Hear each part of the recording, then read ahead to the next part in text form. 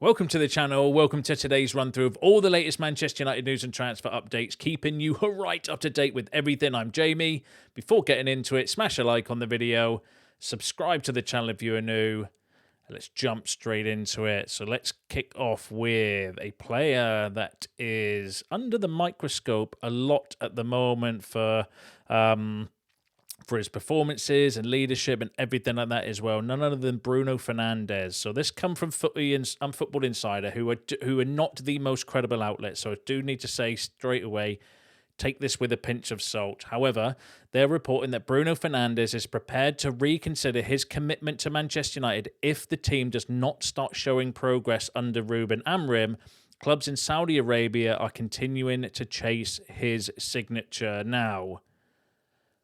I've got an issue with this story because, again, do need to take it with a pinch of salt. But if to be believed that Bruno Fernandes is prepared to reconsider his commitment to Manchester United if we don't start showing progress under Ruben Amorim, is a bit of a cop-out for me because I do think Bruno Fernandes is largely responsible for our performances so far this season. He's our club captain.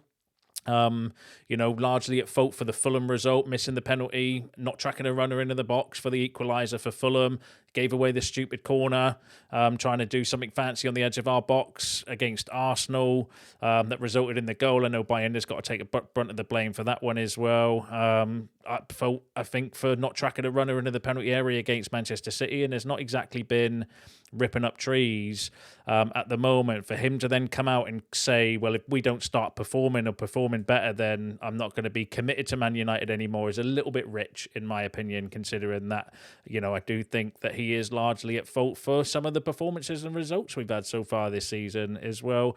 So I don't necessarily, so while I don't 100% believe the story, I also, on the flip side, just think, well, it just shows a clear lack of self-awareness and self-reflection in yourself, if it is to be believed, because after the comments from the game as well, where he was effectively blaming Lenny Yoro and taking zero responsibility or accountability for his own actions on the pitch as well, and just sort of blaming everybody else. And I've watched some of the game back and the highlights back as well. Literally, there's times where he's turned around, not facing the ball, shouting at players and stuff. And I just don't like it. I don't like the whole situation at the moment as well. And if he wants to, go to Saudi, he had the opportunity to go to Saudi. It was him that decided to stay because the club we would have sold him. If Bruno said that I wanted to go, and I think it was maybe his wife or his family what didn't want to move to Saudi Arabia at the time, and hindsight's always a wonderful thing, and I know some of you have been saying this in the comments on previous videos as well. It begs the question, should we have not just bit the bullet and taken the decision out of Bruno's hand? But then I think he is too much of an influential player, and it's been arguably our best player over the last few seasons, that maybe he deserves a little bit of a bit of respect in that regards to say, well, actually, that's your choice. We don't want to force you out and kick you out because of, God knows where we would have been without Bruno over the last few years. He's been our linchpin and our, one of the only players that actually has performed well for a majority of that period of time as well. But then I just don't like that persona and that attitude, because it's not the first time neither. Bruno's done this before where he's blamed others when he's largely responsible for things as well, and I don't like that. And especially from your captain as well. Your captain should be, somebody that takes the criticism and takes that pressure off of the players, in my opinion. Like, he should be the one front and face in it, and unfortunately, whether that's fair or not, but that's what I would want from a captain, to be somebody that would come out and actually take responsibility.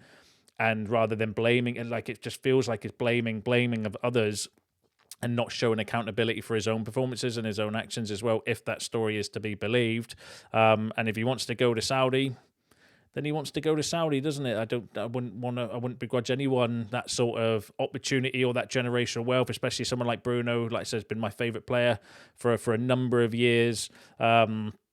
And it's been the player that's carried us through some really, really shit times, but he's been the one sort of performer over that period, not so much recently. And again, the argument is against that is playing out of position at the moment as well. Is that got something to do with it? But ultimately, I don't like that if we put the story back on to say he's prepared to reconsider his commitment if the team does not start showing progress under Amorim. Well, you're the club captain as well. You've got a very large responsibility on your shoulder to actually help with the progress as well by, doing the basic things right on the pitch as well, in my opinion. So if that's his sort of mindset, I think give us your thoughts on this as well. I've come to terms with Bruno going. I think he's going to go, whether it's in January now, could be going off of that report, or in the summer. I think he's definitely looking more likely it's going to be his last season. But give us your thoughts and feelings in the comments. How do you feel about it? Are you bothered?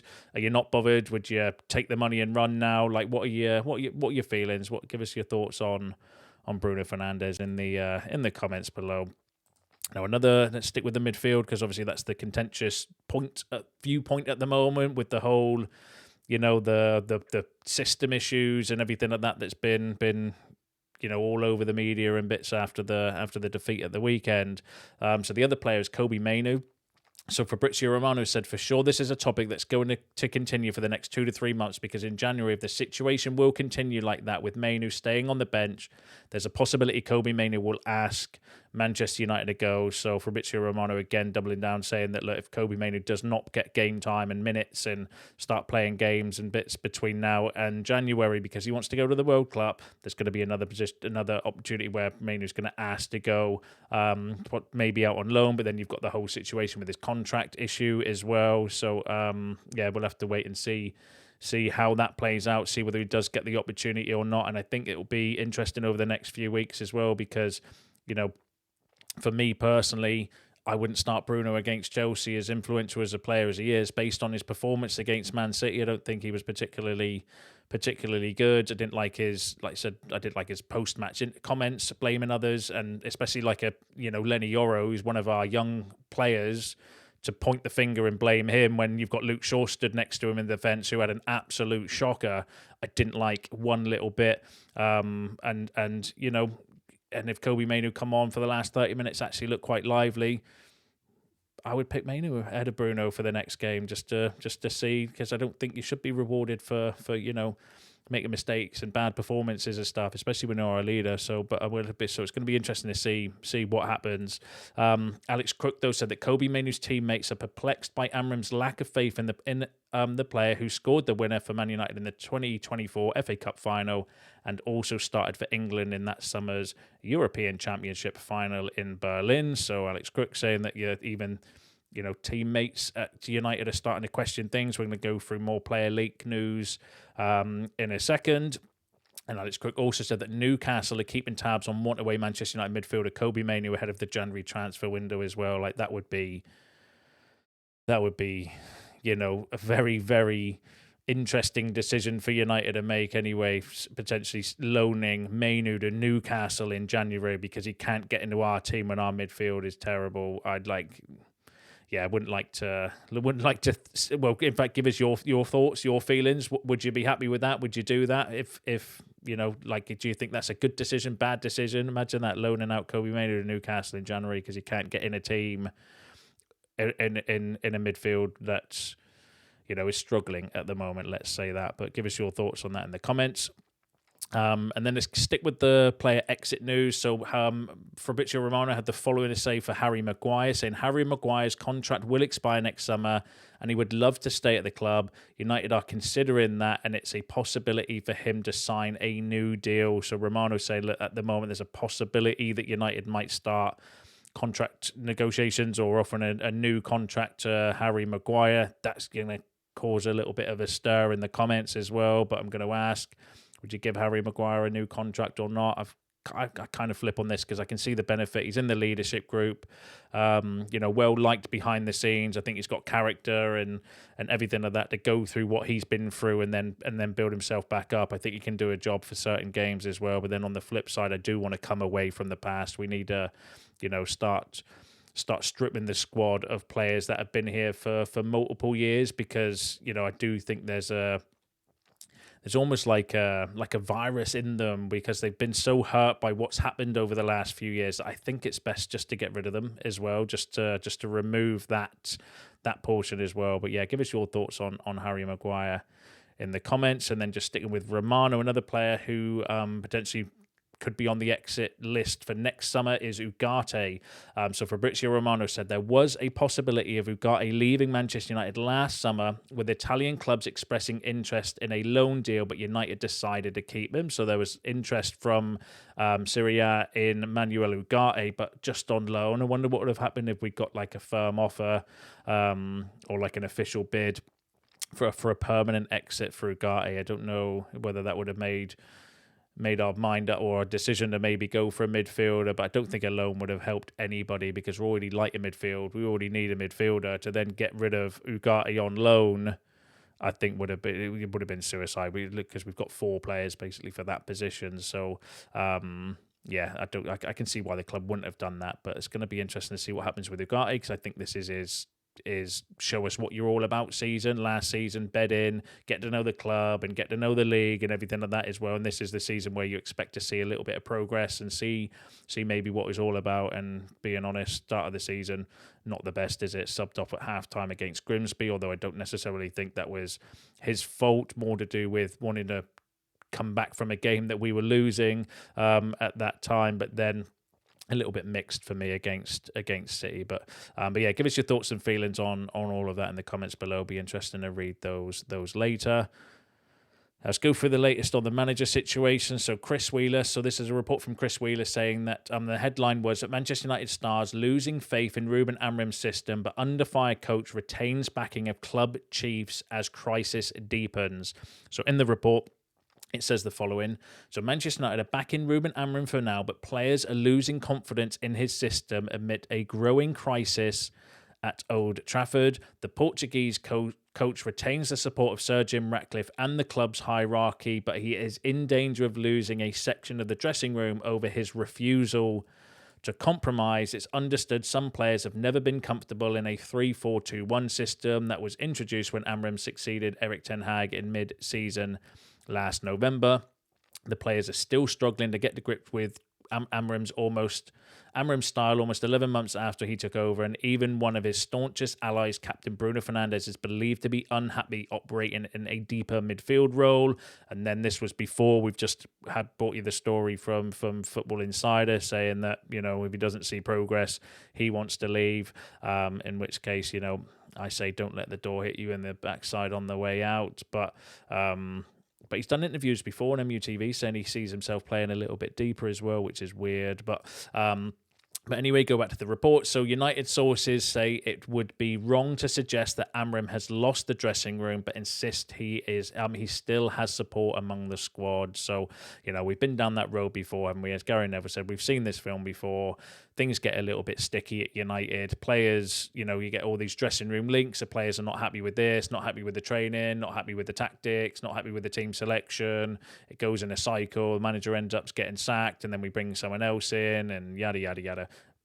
Got the T-shirt for this sort of situation as well. So I kind of become numb to sort of, dressing room leak stories because, it doesn't have an impact on me anymore. I don't generally care. I don't care because I've done it too many times and we've been down this road before. And the Mirror was saying exactly the same thing as well, pretty much saying that Ruben Amorim losing Man United dressing room with players left frustrated and confused. And it was effectively the same story as well. So coming from the Mail and the Mirror, effectively, doing the whole player leaks things. They're not happy with this, not happy with that, don't like driving in the night time and all of this stuff as well. And I'm just kind of numb to that anymore. Don't pay too much attention to it. I don't generally believe it. I don't feel either way because it's expected. It's expected now at United when the going gets tough, the players will, effectively start leaking stories, or agents will start leaking stories. It might not even be the players. I think it is more agencies or friends or families of players and stuff that will put out there that they're not happy with this because they've got a vested interest in themselves. And that's that. But give us your thoughts and feelings on that in the comments below. But the main thing from those stories is that Chris Wheeler saying that Amorim's got the full support and the backing of everyone at United and probably the players as well, because most of the interviews and everything you hear around the players are backing Amorim in public, but whether they're stabbing a knife in his back behind the scenes, who knows? But But yeah, what's the latest regarding that? So Simon Stone said that Manchester United officials have repeatedly stressed they regard Ruben Amorim's appointment as a long-term project, and nothing communicated in the aftermath of Sunday's loss is at odds with that. So Simon Stone, good source, well connected with the club, saying that they're stressing that Amorim's up. They see this as a long-term project. This is so there's not going to be any knee-jerk reaction following the defeat at the weekend. Mike Keegan, similar thing. Ruben Amorim retains the backing of the board, who remain in of the view that he is the man to turn the club's fortune around. The view is that progress is being made. The impact of injuries to key players such as Matheus Cunha and Mason Mount have also been noted, but I don't have any sympathy for injury to Mason Mount. We know Mason Mount's injury prone as well. I think the naivety was to rely on him, knowing full well that he's just seems to be like Glassman, doesn't he, from Unbreakable, the film, just gets touched and could spontaneously combust on the pitch at any moment. I think Mason Mount with his injury records, but yeah. So the sources, Simon Stone and that connected to the club is suggesting that not going to be any knee-jerk reaction. Still see him as the manager for the long-term project, and they are here for the long term. And part of me thinks, actually, just to go a little bit before we go through the rest of the news, give us your thoughts on that, because I know it's going to be mixed going off of the comments from yesterday's video. But if you've calmed down a little bit now, like I have, a little bit more reflective, a little bit more time to think and kind of consider things, right? But I tell you, part of me thinks that actually what would happen if we ride out a storm, because for far too long, we enter a storm, it gets too tough, we abandon ship, try and build a new boat, and then head into the storm again. As soon as we hit the storm, we're like, nope, abandon ship. Like, what would happen if we actually just rode it out and actually went through the rebuild and saw it through from start to finish? Like, I'd love to see what the destination would be. So if we just pass through that, straight through that storm, just keep going, and then come at the end of it, and then just plug the holes that you may have in your ship from there, what would the end result of that look like? We've never done it, and part of me is more inclined to see, well, actually, what would that be like? What is that end result looking like? And to do that, we need patience, and we need players. Importantly, I think we do need, still multiple players, and Rome wasn't built in a day. We were never going to fix everything in one transfer window. What would be the benefit? What would be the outcome of doing that? Because we've been down the other road. We've been sacking the manager, get a new manager in, and do all of that stuff. Like, been there, done that. We've all got the t-shirts. We've all seen the end result of that, and the end result of that is where we are now currently. But what happens if we ride the storm out? So part of me is more like wanting to go down that direction. The one the bit of doubt though that I have, and the reason why I can't get fully behind that, is because I'm not naive to the fact that it's a results-based business. Our results have been bad. Like, if the Premier League started when Amorim took over, and you take away, the relegated teams and the promoted team this season, we will literally be relegated, and you can't get away from that. There's no hiding around that. It's got to be a balance of both. You've got to have some, not every result. We're not going to turn into, an invincible team and beating everybody overnight. But the results have to be better. We have to be beating Fulham, beating Burnley more convincingly, although I thought it was actually decent. That's maybe a harsh example to use, but beating Grimsby, do you know what I mean? These are the games that I expect us to go in and win. I don't almost expect us to go to City and win at this moment, or beat Arsenal, or, Chelsea at the weekend's going to be a difficult game because they're ahead of us in their sort of rebuild as well. So, but, it's the Brentford game after that, the Sunderland game after that. We have to be beating those teams, in my opinion, at the even through the rebuild, to get fully behind it. And that's the doubt that I have, is I want to see us ride through the storm, get to the other side, and see what it looks like, what that actually feels like, and is there a rainbow or something at the other end where things will be better. But it's difficult to do because I'm not naive to the fact that actually we've averaging a point a game, which is relegation form under the current manager. But give us your thoughts and feelings on that in the comments below. Now let's go back to Ruben Amorim. So where's Sir Jim's stance on all of this? So Ben Jacobs has said that Sir Jim Ratcliffe feels the squad is good enough to qualify for the Champions League this season, and that Amorim's job security will be more seriously discussed if the side is not on course for European football as the season progresses. Senior figures at Manchester United feel enough progress has been made, or potential shown to not yet start exploring other candidates. What do you think about that? Do you think United should be, going back a second to the previous slide, do you think United have got a squad that's good enough to qualify for Champions League? I would question that, because I think you've not bought a midfielder, you've bought a goalkeeper at the last minute that's not, necessarily going to be number one, because we don't know how good he's going to be in the league. He's a young, unproven, developmental goalkeeper, instead of going for, Emi Martinez, who coincidentally that's who Amorim wanted to go for, but the club decided to go for Saint Lamont. So I'm not saying that's a bad decision. I'm not saying it's a good decision. It was a decision. That's the road that we went down. I don't think we've got the squad capable of going for Champions League. Europa League or Europe, then yes, I do think that we've got we've got good enough players to do that, I think. But like I said, we're not seeing it with Amorim, because we're not capable of beating the Fulhams, the Burnleys convincingly, although I think the scoreline was a little bit misleading in that game, because we should have absolutely battered them. But yeah, give us your thoughts and feelings on that in the comments below. Do you think United squad is Champions League quality or not? Get in the comments, let me know.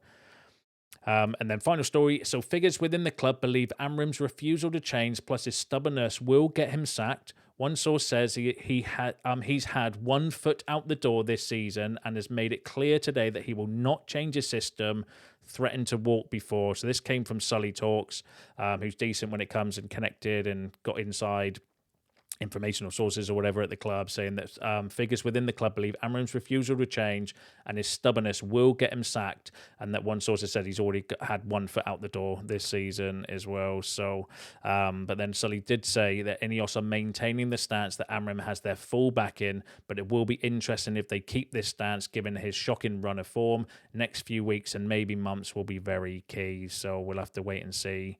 When I just want to win games of football, like all of this noise and nonsense and manager stuff would all go away if we can just start winning games of football that we just seem incapable of at the moment. But give us your thoughts and feelings on that in the comments below. Give us your thoughts on all the other topics discussed in today's video, that's you all up to date with the latest news and transfer updates. Smash a like on the video on your way out. Subscribe to the channel if you are new.